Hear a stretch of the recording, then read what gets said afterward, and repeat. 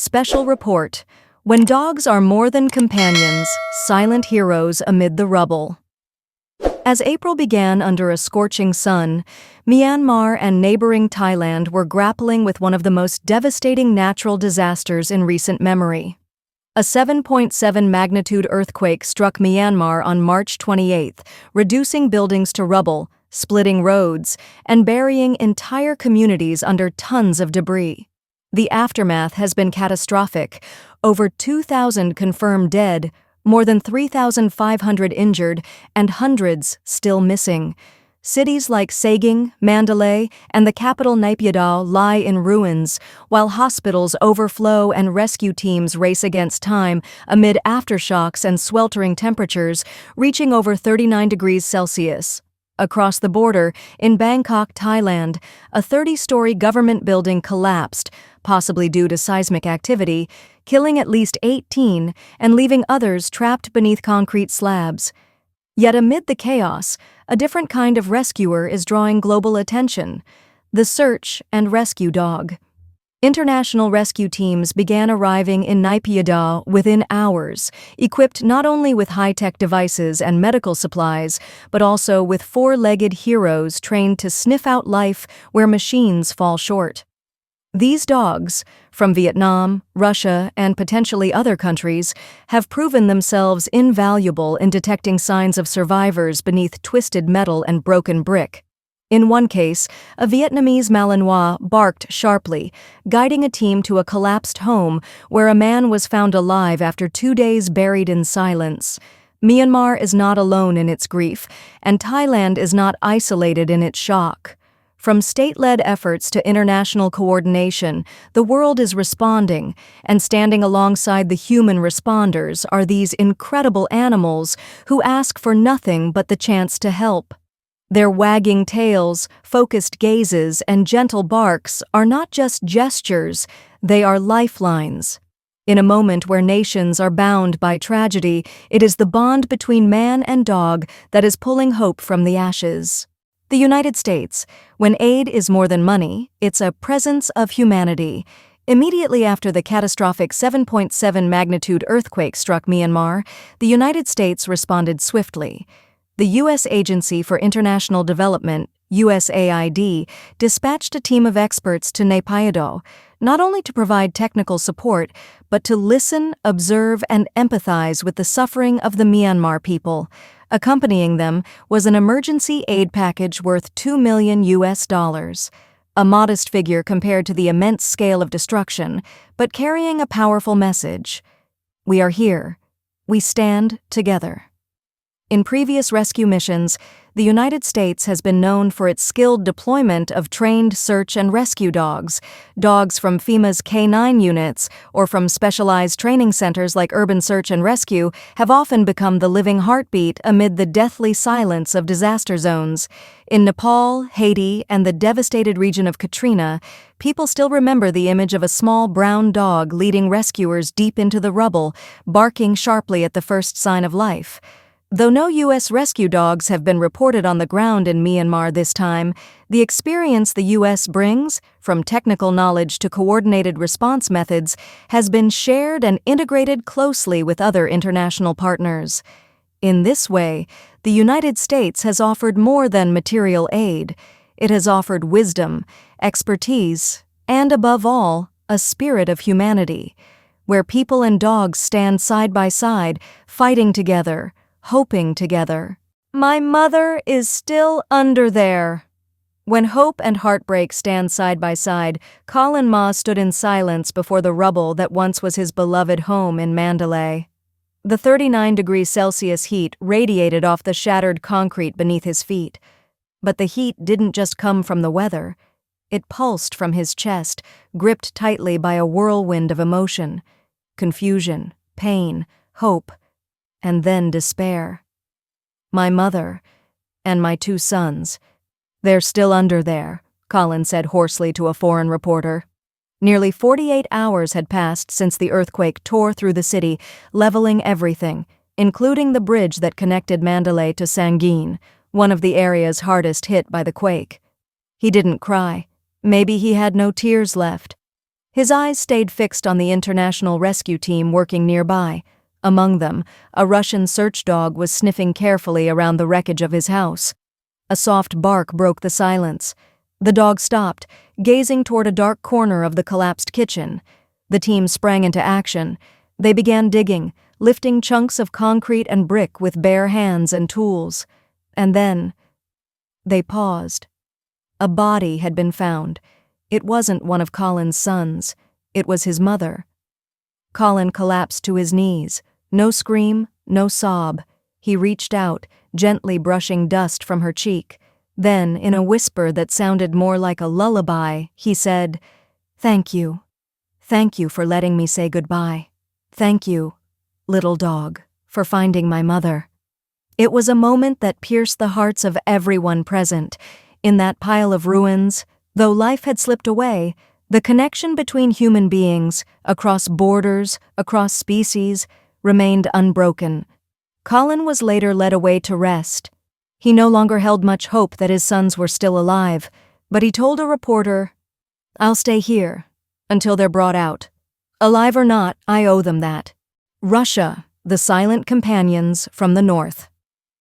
As Myanmar struggled under the weight of a devastating earthquake, rescue planes from Russia touched down at Naypyidaw International Airport.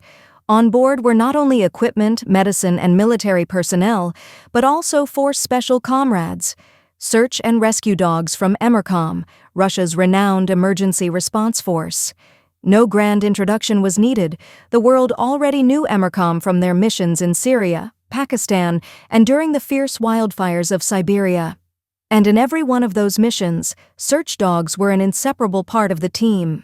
In Myanmar, the Russian unit arrived early, heading straight into rubble zones too dangerous for others to enter.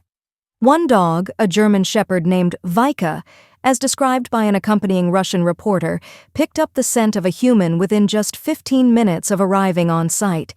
While the team was still calibrating seismic sensors, Vika had already led them to a narrow crevice, where a young girl had been trapped for over 48 hours. No shared language, no national flag stitched to her harness. Dogs like Vika don't need words. They only need to feel the pain of a human to know. There is life waiting to be saved beneath. The Russian team didn't speak much, but in the eyes they cast toward their dogs, there was nothing but profound respect. One EMERCOM member shared, "When the whole world is drowning in panic, sometimes our dogs are the only ones calm enough, empathetic enough, to guide us to where life still remains." These Russian rescuers understand that in missions like these, search dogs are not just tools, they are the soul of the team. Without them, they are groping through darkness. With them, they have hope, they have direction, they have companions. Vietnam, when 4-legged warriors sniff out hope. In the critical early hours following the disaster, while much of Myanmar was still buried in rubble and uncertainty, Vietnam's rescue team was among the first international forces to arrive on the scene. Under the command of Ministry of National Defense and General Ministry of Public Security, a 106-member team, consisting of officers, doctors, technicians, and most notably, elite dog handlers and their trained canines, swiftly moved into the danger zone. They wore no armor, carried no weapons, yet each dog in the unit was perhaps the most precise and loyal, living tool humanity could send into a disaster zone. At a completely collapsed 3-story building in Naypyidaw, the Vietnamese search dogs detected signs of life in 3 locations. An elderly man, over 60, was trapped at the front. A younger woman was buried toward the back. In the suffocating heat and silence, a sharp bark rang out from a Malinois in the team. The entire rescue unit froze, then immediately began digging in the direction the dog had indicated. And there, beneath tons of broken concrete, a hand emerged. The victim was still alive. That moment wasn't just a mission accomplished. It was a sacred moment where man and animal united under one noble ideal: to preserve life.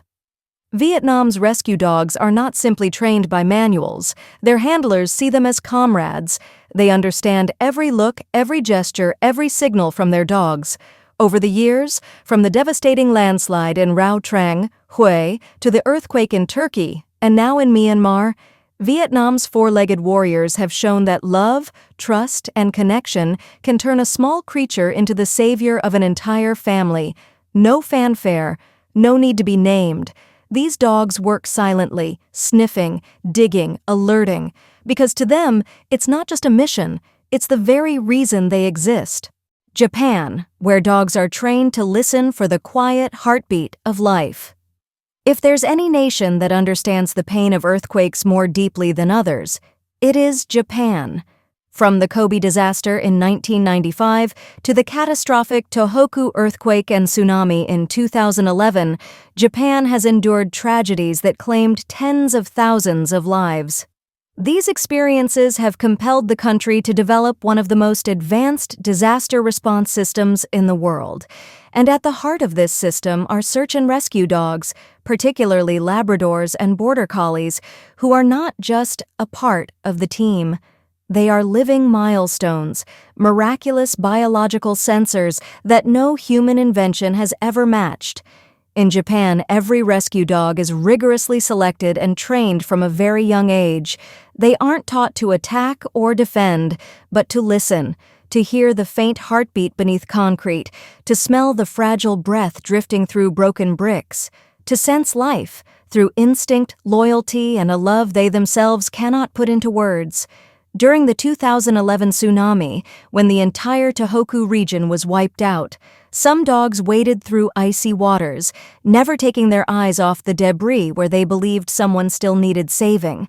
One golden retriever named Yumi brought a nation to tears when she found 3 children trapped in a mud-covered home, nearly 60 hours after the disaster struck. For Japan, search and rescue dogs are not merely tools, they are symbols of rebirth. The country even holds an annual memorial for dogs that die in the line of duty. In some cases, the government grants these dogs a retirement pension, a way to honor and acknowledge we were never alone. And from Japan, the principles, techniques, and modern training systems for rescue dogs have spread across the globe. From Southeast Asia to Europe and the United States, the Japanese standard has become a model for anyone seeking to build a compassionate and effective rescue force. Thailand, the unfilled gaps in the midst of crisis. Not far from the earthquake's epicenter in Myanmar, Thailand has also faced serious repercussions. One of the most shocking incidents in the country was the collapse of a 30-story building belonging to the State Audit Office in the Chatuchak district of Bangkok, believed to have been impacted by powerful seismic tremors. Beneath layers of dust and broken concrete, at least 18 people have been confirmed dead. Many others remain trapped, and rescue teams are racing against time amid a shortage of heavy equipment and personnel. Notably, unlike in Myanmar or among international teams such as those from Russia or Vietnam, Thailand has yet to formally deploy search and rescue dogs in operations at the collapsed building. A field reporter noted they're doing their best, digging by hand, using mini cameras, but it's still not enough to find survivors without precise indicators. Right now, search dogs could have been the saviors.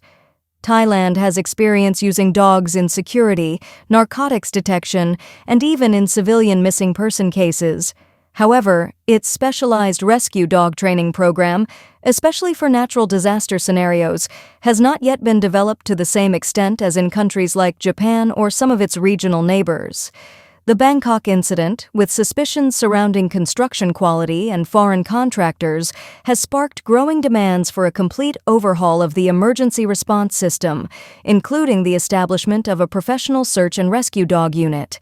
An engineer from the response team shared, "We've learned a lot from Vietnam. How can a neighboring country train dogs to detect victims within just minutes of arriving at the scene, while we spend hours relying on machines?